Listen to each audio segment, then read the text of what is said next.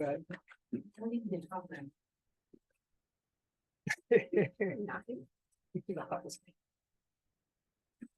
there goes, thank you. That was not it. Not it. What? There's a dog coming to the Uh-oh. meeting.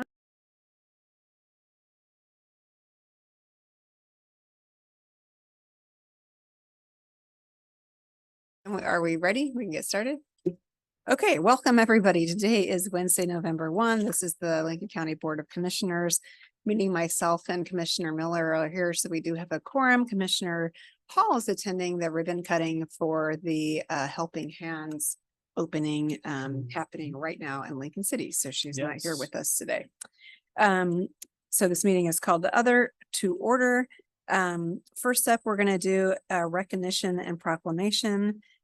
We have some extra recognition too that is not on the agenda that we're going to fold in here. But first off, recognition for length of service awards for county employees in 5-year increments. So as I call your name, if you can come up, I think Miss Yule has the certificates and she will give them to you, and then you're going to kind of stand over there for a stick photo. So first up is Gina Likas, County Council, 15 years of service. Good, yeah. And then Mr. Johnson is going to give Miss Yule her 15-year length of service award. All right, we have Garrett Browdy, Sheriff's Office, 10 years of service. Here, no, okay, no Garrett. Sarah Ashard, IT, 10 years of service. No. Sandra Craven, Transit, 5 years of service. Oh, there we go. Uh-oh, Tim has to be Vanna. He's not used to it. Okay. Leslie Coyer, Sheriff's Office, 5 years of service.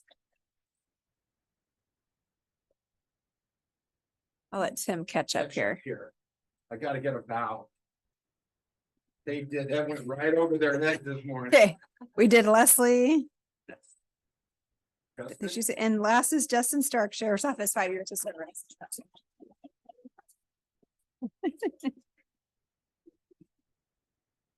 All right, and Ken's gonna take a photo.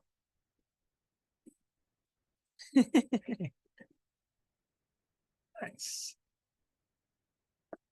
Excellent. you. Thank you. All right.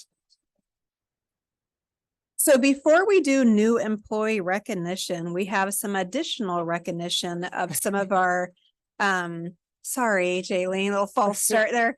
We have some additional recognition of our Youth Tides staff. So later on in the agenda today, when we work on our consent calendar, we're gonna hopefully be approving a new contract for the Youth Tides shelter. And we just felt it was a nice opportunity to actually stop and recognize a lot of our Youth Tides staff for what they have done to really build up that shelter and get contracts, basically to take in more kids and serve more kids in our community. So I don't think everybody is here, but I am going to call out names, and those of you that are here can come get it. And if not, we'll give the rest with Tony or Jordan. They can go. So first up is Jordan Globlondo, the Youth Tides shelter supervisor. I think I saw Jordan. And next is Angela Hoke, the Community Justice Operations Supervisor. I saw Angela. All right, next is one of our Youth Care Specialists 3, Wendy Dexter. I don't think Wendy is here. No. All right. Okay, also Youth Care Specialist 3, Nate Harrow. There we go. Youth Care Specialist 3, Jody Matias Babbitt. No. And Morgan Quaddy, did I say that right? Sorry. I know I'm just butchering names. Sorry, Morgan. Okay. And then also our Youth Care Specialist 2, Valerie. I'm not even going to say last names anymore. I'm just going to say Valerie. There we go. Stacy here? No. Okay. Devontae and Sarah. No one else is here. It's just you guys. Okay. Well, we'll save the rest of these. Our other Youth Care Specialist ones are Olivia Baker, and then our part-time Youth Care Specialist, Joanne, Jason, Ted, and James. So thank you for all of your work. Tony's gonna come up and, oh, our brand new employee too. Yay. Okay, take a photo. Cool.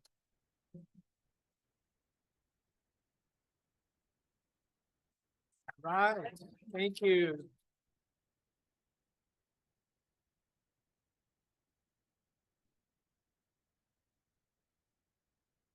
Okay, thank you. And now it's time for our new employee recognition. Thank you, Jaylene, for being patient. On the record, my name is Jaylene Cook, and I'm the assistant HR director. We have a few folks that were able to join today, so all you do is bring the line. We have Heather Peru, she's the head of operations in the department of defects. Oh, there we go. David Crawford, a community service specialist, part-time non-benefited with Public Works. And Michael Dewan, the Public Works Director with Public Works. Awesome. Thank you.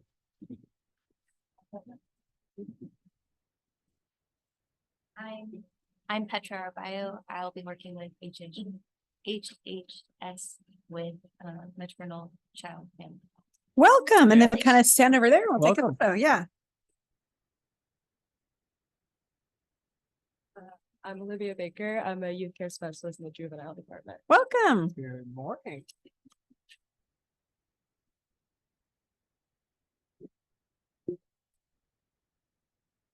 I'm Heidi Graves. I work at the jail as a registered nurse.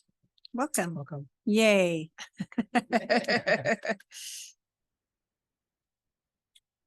Any more? And oh, Mike. Michael's hiding in the back. He's back there. Yeah, you have to come forward. You are here. I didn't Okay. see you back there. Welcome. Thank Yeah, you. You can thanks for stand over being there too. And thanks Christina for pointing. So I appreciate that. Yeah, thank you.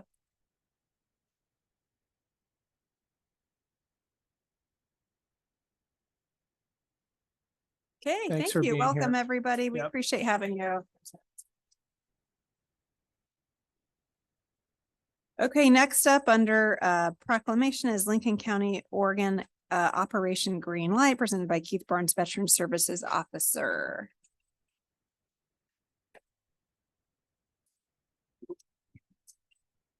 Welcome. Good morning. I am Keith Barnes, the Lincoln County Veteran Service Officer. Introduce yourself. My name is Carol Mays. Morning. Sue Etherly. Welcome. Welcome. We preempted you, but Yes. we're on it. We've got Tell your us green about it. lights. Yeah. You did. So we are entering into, of course, Veterans Day is coming up on November 11th, celebrated November 10th this year. So remember, nobody goes to work on November 10th, Friday. I have to go back and rearrange calendars because I forgot that. Operation Green Light is to represent and to show support for veterans in our community. Signage is always important for veterans. We see it out there.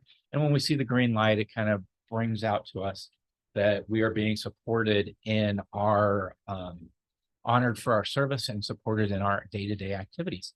But so many times when we talk about veterans, we only talk about the veterans and not necessarily those who support us. And so I always want to give a shout out to my lovely wife, Deborah, because I know she has to deal with me. And sometimes that's not easy.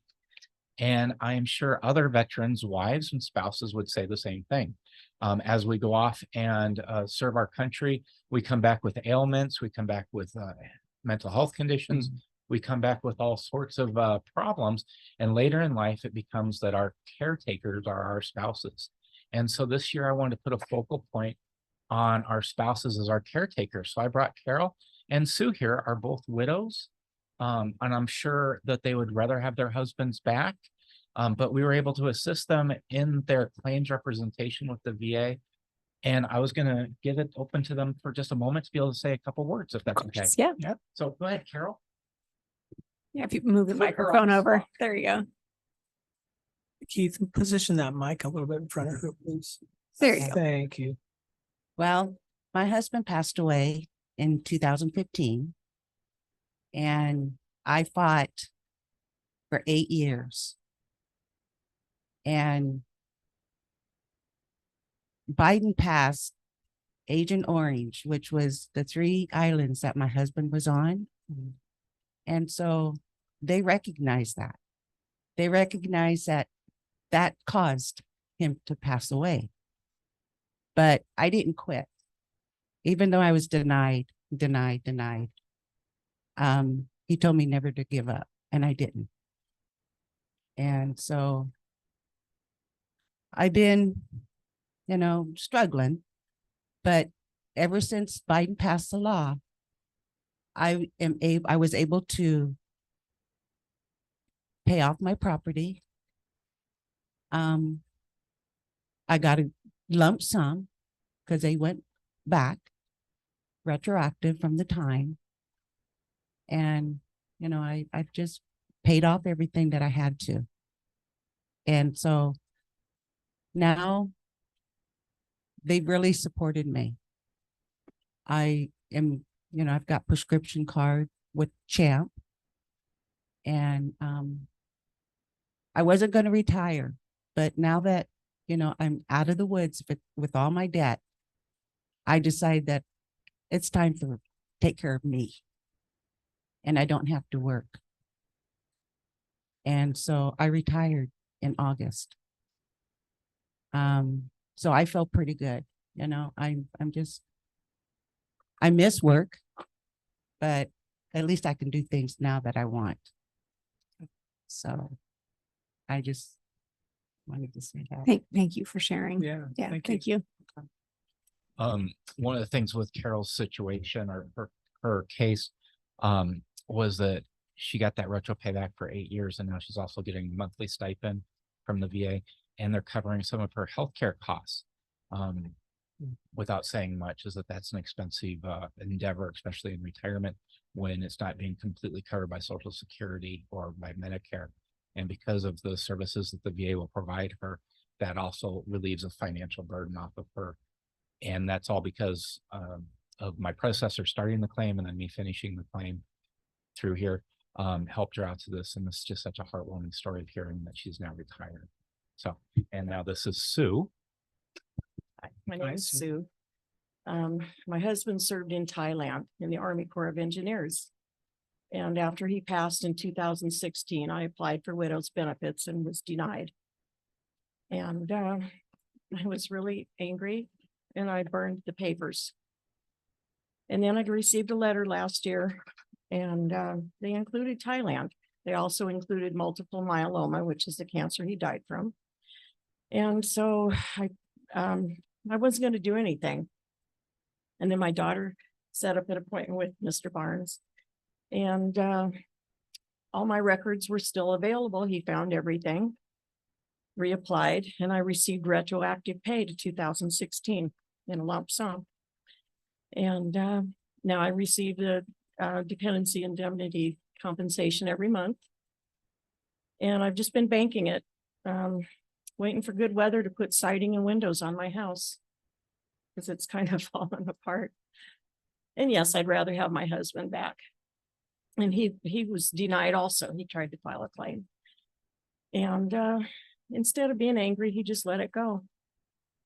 But I wish he had lived to see that compensation. I really do.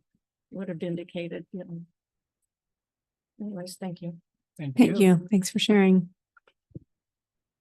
With Sue here, and her daughter works for the county. One day I got a phone call and I got an email and I got a text message from them. And I'm like, oh my goodness, what's going on? It comes with kind of a startle, like all this is coming in at one time. And they're like, well, we just got to check. And it was for a whole lot of, it was for a good amount of money. And I'm like, oh, I don't think that's right. And because my adding and their adding, the VA's adding were not the same by any means. Well, we didn't hire you for your math, Keith, but. Is HR here?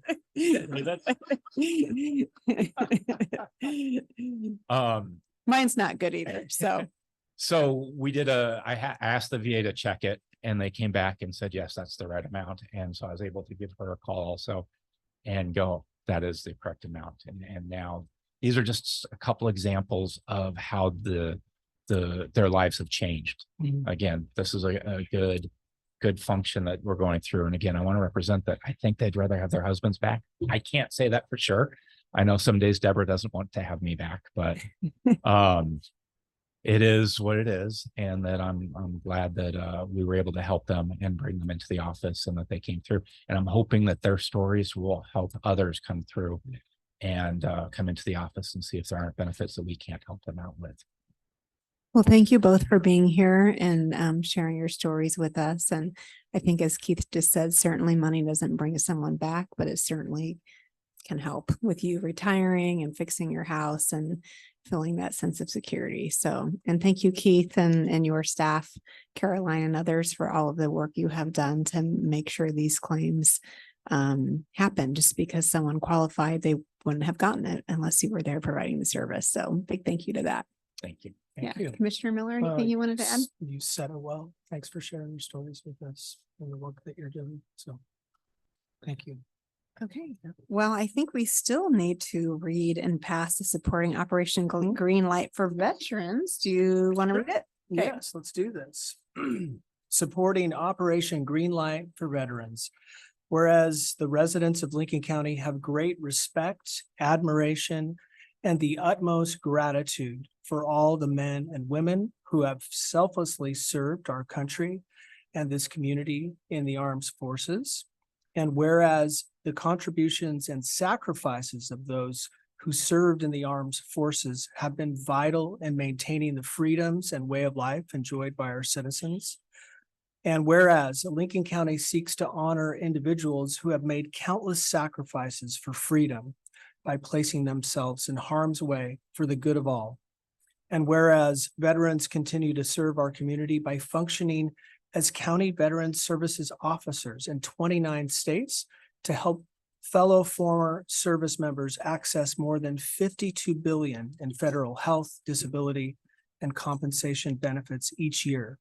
And whereas approximately 200,000 service members transition to civilian communities annually, and whereas an estimated 20% of service members will transition to civilian life in the near future, and whereas studies indicate that 44 to 72% of service members experience high levels of stress during transition from military to civilian life, and whereas active military service members transitioning from military service are at high risk for suicide during their first year after military service, and whereas the National Association of Counties encourages all counties, parishes, and boroughs to recognize Operation Green Light for veterans, and whereas Lincoln County appreciates the sacrifices of our United States military personnel and believes specific recognition should be granted, therefore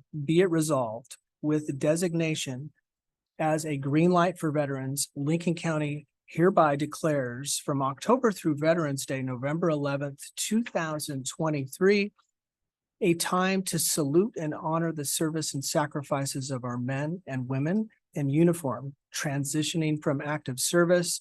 Therefore, be it further resolved that in observance of Operation Green Light, Lincoln County encourages its citizens in patriotic tradition to recognize the importance of honoring all those who made immeasurable sacrifices to preserve freedom by displaying green lights in a window of their place of business or residence from November 6th through the 12th, 2023.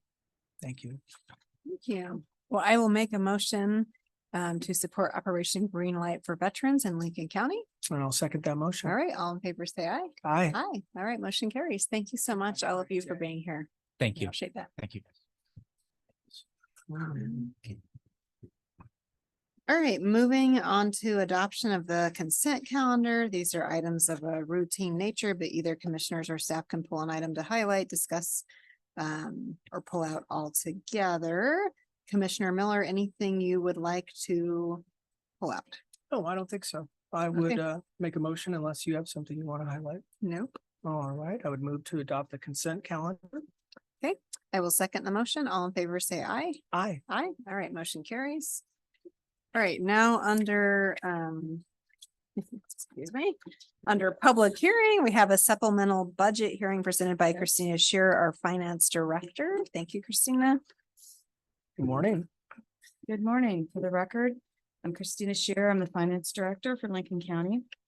Before you is a budget hearing. We need to open up a budget hearing.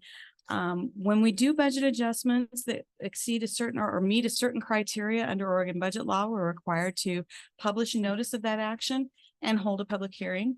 Two of our items in the budget adjustment action item that you'll see later on the agenda fall under this criteria.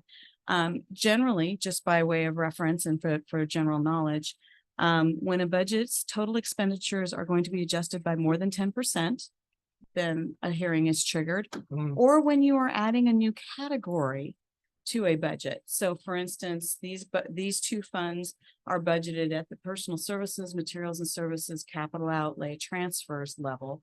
One of these funds did not have a capital outlay line item. Mm. So regardless of the amount, that would have triggered a hearing simply by nature of there being a new category.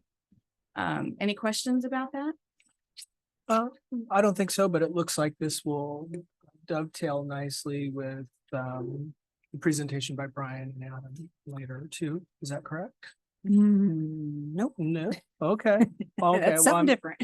yeah, well, maybe I'm looking at the wrong budget hearing supplements, so what is this in regard to then, Christine? So for the first one is the vehicle replacement fund. Okay, This is a timing driven action. So okay, when we prepare our budgets, starting way back, and we're getting ready to do it again in January Hmm, for the following fiscal year, we make a series of assumptions about what we are going to spend for the rest of the year. In this case, supply chain issues caught up with us. We assumed we would be receiving some vehicles that we did not. okay. So we did not expend those funds. The funds themselves just rolled over to the beginning fund balance in the fund. Hmm, So this is simply permission to expend those funds that are already there. We thought we were going to spend last year, but didn't. So this is a timing driven issue I see. for vehicle replacement. For radio communications, this is a matter of new funding. And so their project, it's a large project. It was funding that was not included in the original budget request. And so neither the funding nor the expenditures were included. And again, as a refresher, you always see just the expenditure side. We internally, of course, are keeping track of the revenue or the fund balance side or the funding part of the side. But budget law specifically addresses the expenditure side. So that's why you're seeing one-sided entries on these. Okay, excellent. I was just Yes. gonna ask Yeah, that. Yes. that- All right. Well, I will go ahead and open the supplemental budget hearing. I don't Okay. have a gavel today, so I'm open it. Do we procedurally public comment? What brief? Well, the public the hearing notice is on record. It's just a matter of receiving public comment. There's nothing else to present. Okay.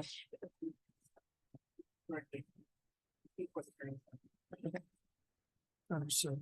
Yeah, and if there's a corresponding packet item, Ken, maybe you can bring it up. That would be helpful. There we go. So we are now open for public comment. First of all, do we have anyone online that would like to provide public comment? Raise your virtual hand if you would like to do that. And again, this is for the supplemental budget hearing. This is not regular public comment. Okay, don't see anybody. Do we have anyone in person today that would like to provide public comment for the supplemental budget hearing? Nope, I do not see anybody. Okay, so then close public hearing. All right, we will close the supplemental budget hearing. It is closed. Okay. Okay. That's it for that item. Okay.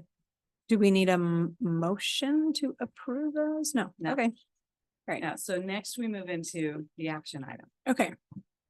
So the action item includes more than what was just included in the budget report, in the budget hearing. It includes an array of budget adjustments that while including those two items that you just had a hearing on, also includes items that did not trigger hearing requirements, but still require formal budget adjustments. So briefly, under the staff report, there's a table that shows all of each item individually. What department is requesting the adjustment, a brief description of what it is and its impact to contingency. So if a budget adjustment has additional revenue attached to it or is a beginning fund balance, in other words, a timing issue, the impact is zero because you're seeing an increase in revenues and an increase in expenses. So the net impact to the fund is zero. So that's why some of these items have an impact to reserves that is zero. When you see something else, that means we're taking money from contingency. So money that we've held back in the fund for future expense, and are now going to redirect that to an expenditure or spendable line item. So I defer to your pleasure. If you want me to walk through this table, I can. Or if you're comfortable with everything, we can move on. It is really up to you in the interest of time. Mr. Miller? Yeah, Madam Chair, I don't need her to. I think we've got good documentation here, so it's just for me. Yep, I agree with you. Okay. Okay, All right. Thank great, you. thank you. So we will bring these things back in a following meeting is my understanding. I don't have a calendar in front of me, but 22nd. 22nd. Okay. Okay. 22nd, we'll bring back for decision and action. All right, next up is item B regarding exempting from competitive bidding a contract for the replacement installation of 9 microwave dishes at 6 communication sites presented by Lieutenant Adam Shakes and Assistant County Counsel Brian Gardner. Have a good day. Brian Gardner, Assistant County Counsel for Lincoln County. And Adam Shanks, Administrative Lieutenant Sheriff's Office. Just briefly to start out with, Commissioner Miller, I think you were correct that one of those items Yes. was related to this. That was not intentional. I did not know that was going to be on as a budgetary issue today. Yes, you were correct. And I'm sorry. I said, No, no, I no, thought no, you were got a talking little about ahead their of present. myself. You got ahead, but sorry, you were correct. But so I provided a brief memo in the packet. Basically, what I'm asking you to consider after discussing this with Administrative Lieutenant Shanks is that we have our communication sites, and while they're not failing right now, this is not something you can really allow to have fail in advance. So this is maintenance in advance. But it is required in order to keep our, not just law enforcement, but our public works, fire, ambulance, this is, how we communicate in our county, to keep these systems running. This is expected to be, there's no contract, now, but it is expected to be a contract in excess of $150,000, which has normally under our rules, and the state rules, some, request for proposals, request for bids, basically competitive bidding requirements. And I'm asking that once I understood this issue with Lieutenant Shanks and previously County Employee Emergency Management Jenny Damaris, is that this is who our provider is. We can't really put this out to bid because the system's had a lot of maintenance on it. And this is the company that has done all of the maintenance on our system. So in order to really minimize the amount of time that our system might be down, or that maybe not down, but might be, for lack of a better term, lower bandwidth. If we're doing something in a certain site, we really want to keep it with this same company because they have the expertise and unique knowledge to minimize that downtime. It's not just for, it's that safety issue and concern with emergency services and law enforcement is also a liability concern for the county, that we need the system to be working as well as it can at all times, even while we're doing the work on it. So this, because it involves 6 different sites, 9 different satellite arrays, there'll be an exact order that it has to be done in. It's a complicated planning process that the company that provided the bid and all that we've always worked with is the main company. So what I wanted to lay out is that as the Board of Commissioners that you can exempt from the regular process, which would allow us to move forward more quickly. I do believe that if it's gone through the regular process, this is going to be the company, this is we were the one that we could have, even if there were lower bids. That this is the company we'd be going with because of these concerns. But this would allow us to move forward more efficiently and to get this very important system protected basically into the future. So I wanted to make sure that you could do that. And if you were to so allow or direct staff to get into contract negotiations with this company, you would still see the contract, prove that this isn't any kind of restriction on your authority to be in charge of approving any funding. It'd have to come back before you. So it's just a direction that we're asking that we could move forward. And Administrative Lieutenant Shanks is here. He knows more about the system, obviously, and what it's all used for. That's basically why we're not bringing this forward. And if you don't have to act on this today, I did put in the memo that to bring it back on the 22nd, but you also could, if you think you have enough information to go forward with it. I have prepared order and findings so that you can either do it now or based on whatever you decide. If you want more time, you can do it on the 22nd. Yeah. Anything you wanted to add, Lieutenant Shanks? Yeah, thank you, Chair. Again, Adam Shanks, Sheriff's Office. Assistant Counsel Gardner summarized it very well. Complete Wireless Solutions has been providing our maintenance and preventive maintenance processes on our communication system for over a decade at this point. It's a fairly complex system, again, that consists of 6 different sites. What came to light here is that this is grant funding that we've received to replace 9 microwave dishes on our tower sites across the county. This started actually back from the wind event that occurred at the beginning of the Echo Mountain Fire Complex in 2020, September of 2020, where we recognized that the wind rating on our dishes was not sufficient for the winds that we actually encountered here in Lincoln County. One failed. Complete Wireless Solutions was the company that replaced that for us. This is a continuation.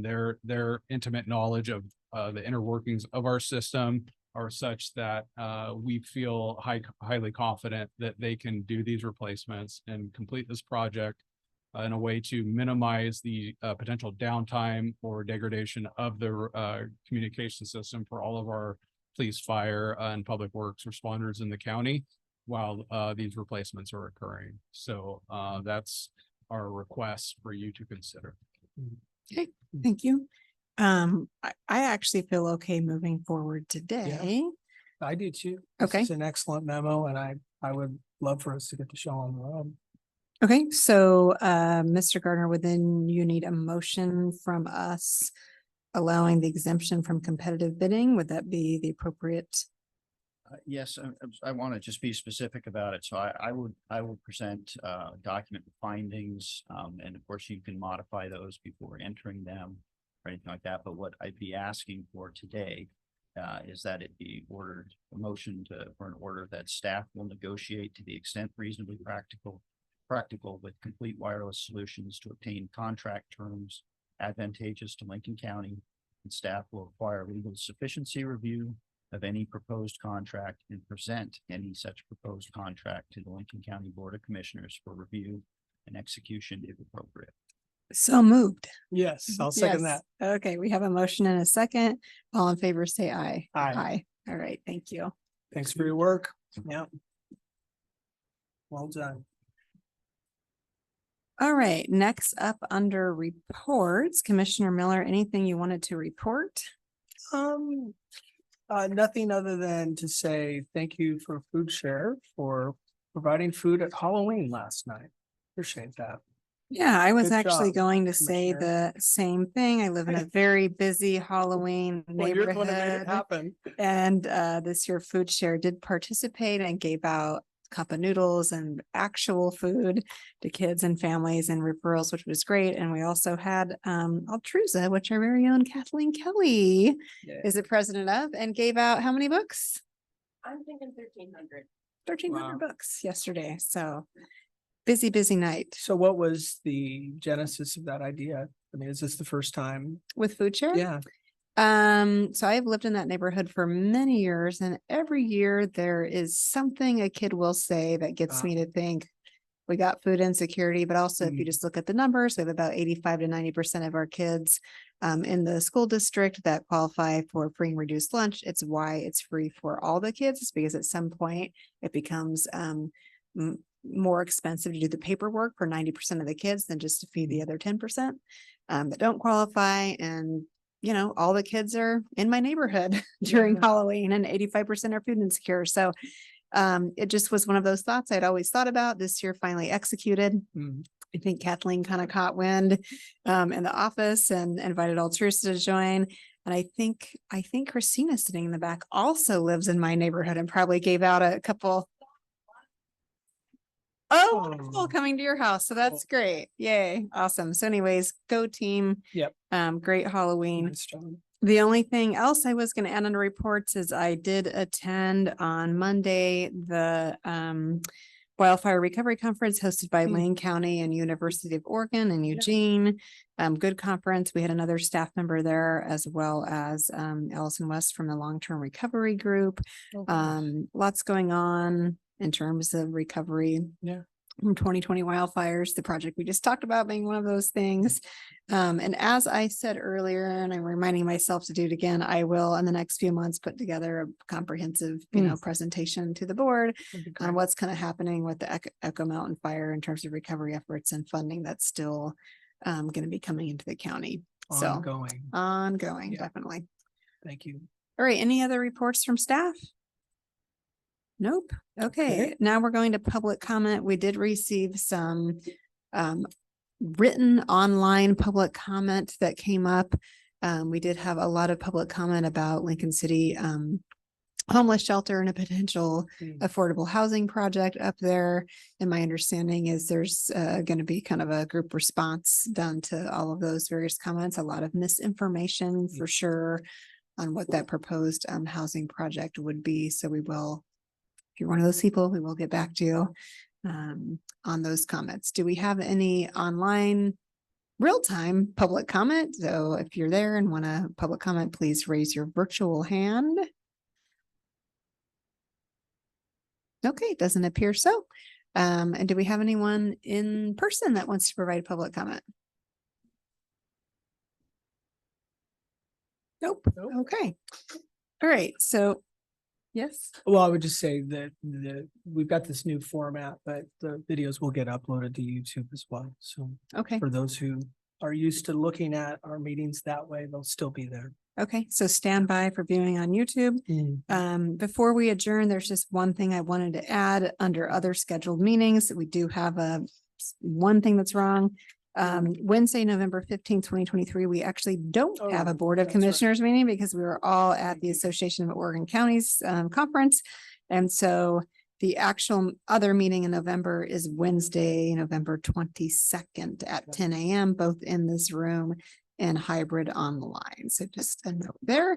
And anything else you want to say? Yes, please. And then also the staff meeting would be November 20th, Monday, November 20th at 10 a.m. You are correct on that. I didn't catch that one. Thank you, Administrator Johnson. All right. So with that, we are adjourned. Thank you, everybody. Thank you.